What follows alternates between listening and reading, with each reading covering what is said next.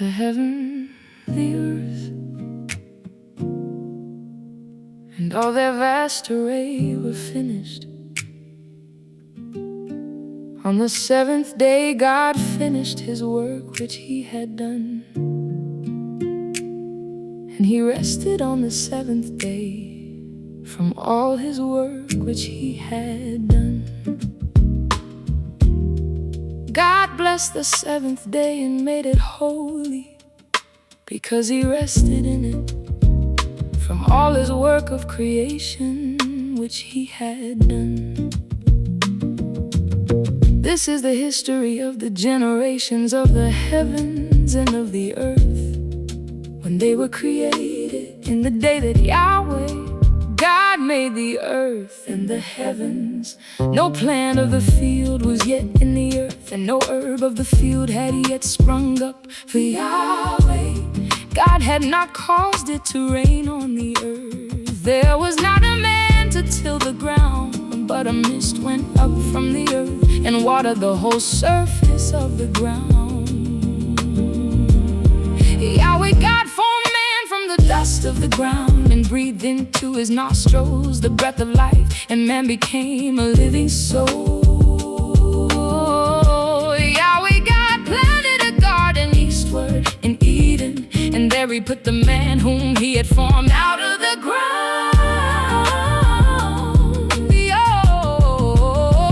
God made every tree to grow that is pleasant to the sight and good for food, including the tree of life in the middle of the garden, and the tree of the knowledge of good and evil. A river went out of Eden to water the garden, and from there it was parted and became the source of 4 rivers.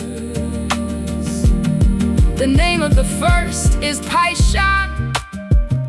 It flows through the whole land of Havilah, where there is gold, and the gold of that land is good. Bdellium and onyx stone are also there.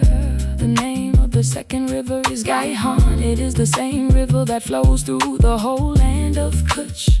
The name of the third river is Hiddekel. This is the one which flows in front of Assyria. The fourth river is the Euphrates. Yahweh God took the man and put him into the garden of Eden to cultivate and keep it. Yahweh God commanded the man, saying, "You may freely eat of every tree of the garden, but you shall not eat of the tree of the knowledge of good and evil. For in the day that you eat of it, you will surely die." Yahweh God said, "It is not good for the man to be alone. I will make him a helper comparable to him."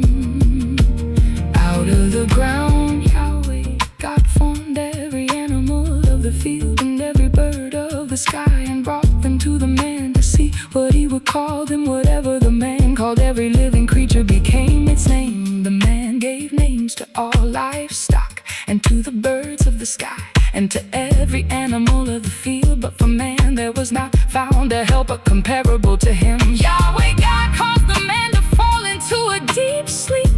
As the man slept, he took one of his ribs and closed up the flesh in its place.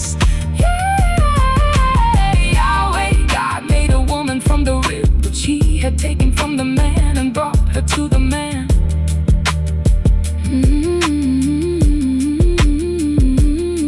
The man said, "This is now bone of my bones and flesh of my flesh. She will be called woman, because she was taken out of man."